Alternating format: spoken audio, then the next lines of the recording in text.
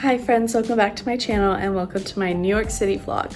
In this trip, I'm going around the city and I'm doing a ton of major things that New York City has to offer for readers. We did see some bookstores as we were walking around the streets of New York, including this one, which is located inside of a spy museum and includes only spy books and thrillers. One of the first things we did was go to the New York City Public Library. The New York City Public Library is absolutely beautiful inside and out if you have not seen it. The architecture is to die for. We also saw the giant lion statues outside, which are iconic to the building themselves.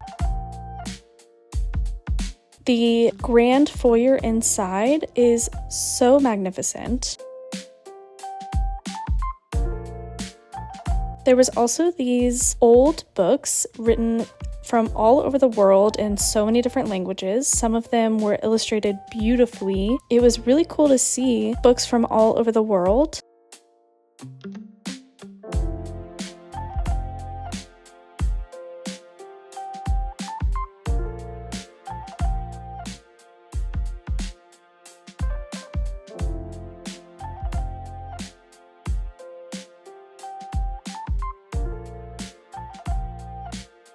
Even the staircases in this building were so beautiful.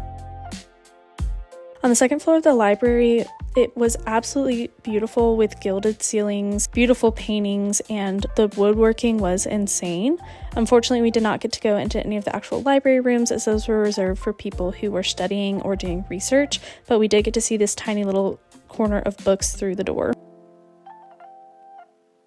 Next, we went to the absolutely incredible Morgan Library and Museum.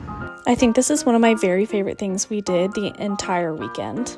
Now, you would not expect it, but this library is absolutely beautiful. This is JP Morgan's personal office. He had a lot of books in this room around the edges, like in these bookcases. The room was this very rich velvet red. Just being in there, I felt like I was taken back in time. It was incredibly preserved. There was a ton of very large tomes with sprayed edges before sprayed edges were a thing.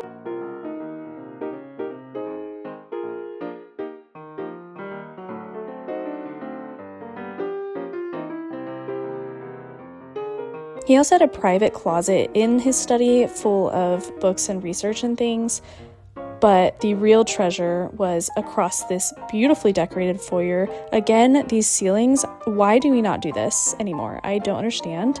It was very grand and magnificent. I can't believe that this was just his personal library. But his library room, oh my goodness, y'all, like just look at it. It is breathtaking and magnificent. I wish you could see it in person. It was 3 stories, literally something out of Beauty and the Beast. We could not stop looking around and just kind of stood there in awe. And you guys, as we were looking around, we realized that pretty much all of these books were religious texts, like Christian from the time of Jesus until now. He has amassed this massive collection.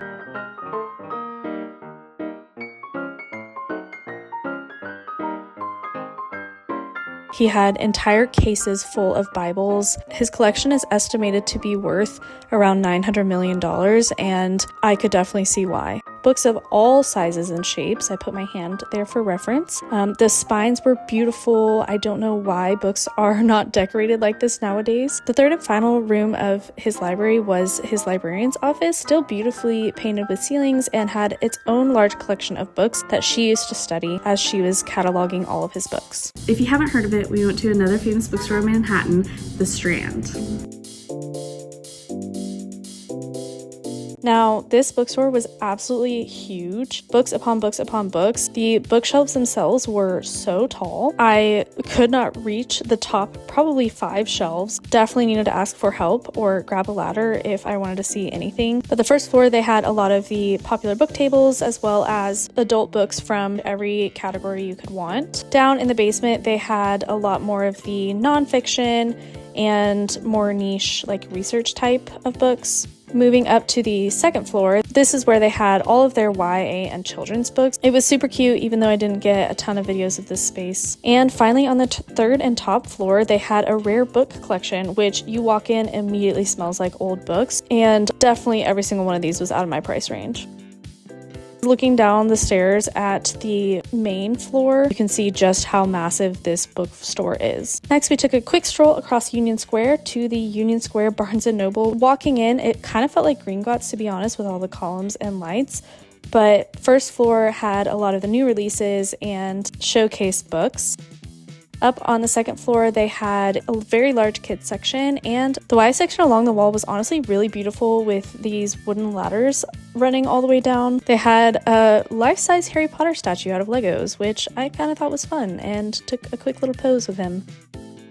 Up on the third floor was the cafe, recipe books, and their collector's editions of all of the classics, which I think are so stunning. And on the top and final floor was general fiction, all of the fiction categories for adult books. And one of my very favorites, we visited the Ripped Bodice. This is a romance-only bookstore in Brooklyn that was such a vibe. Everything was pink and cute, decorated with book pages. They had an autographed authors section. They had romance of every genre. I absolutely adored being in here. I'd seen the store online and knew that this was definitely a place I wanted to come visit. Now, the Ripped Bodice is the only bookstore in which I ended up buying anything. I ended up getting The Cheat Sheet by Sarah Adams. I have not read Sarah Adams at all yet, and not only wanted to give her a try, but also wanted to select a book that wasn't going to start me in the middle of a series. I wanted something very low commitment and very easy and fun, and this was the perfect choice. I accidentally also forgot to bring the next book that I had wanted to read for my trip, so I needed a book that I was going to be able to enjoy for the remainder of my trip and travels home. Thank you so much for watching. If you're a big reader, I hope that you get to come see these bookstores one day. I'll see you next time.